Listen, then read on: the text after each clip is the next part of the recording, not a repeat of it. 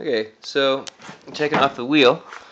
First, and okay, it's a little bit weird, but you got to start with these bolts. You have to loosen them just a little bit so that they can be tight. Well, so they can be loosened just with your fingers. You tighten them up, tighten them back down. You have to do this when the car is on the ground, otherwise you won't be able to actually break these bolts. The wheel will just spin, and you'll be like, well, it'll be difficult. Unless you got park. Anyway, after you got them loose, just see where you're at. This is the front door. Down here, underneath the door jamb, you got this, I don't know, groove that goes down. This is not quite put in securely, but you put it right in here, and well, maybe it is. Okay, let's see.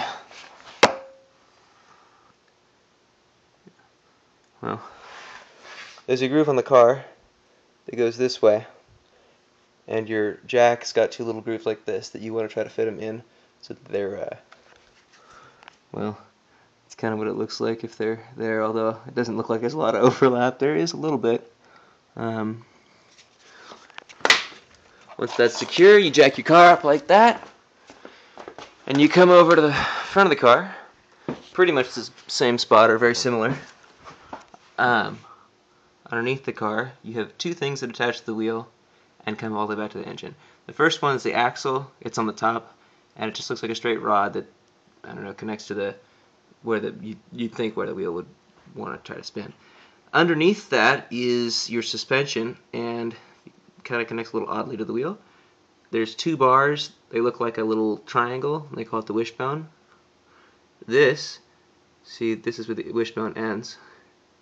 You put on right underneath the wishbone, so to get it as far over as possible. And it too, well, little grooves and shit that you try to fit it in there securely. And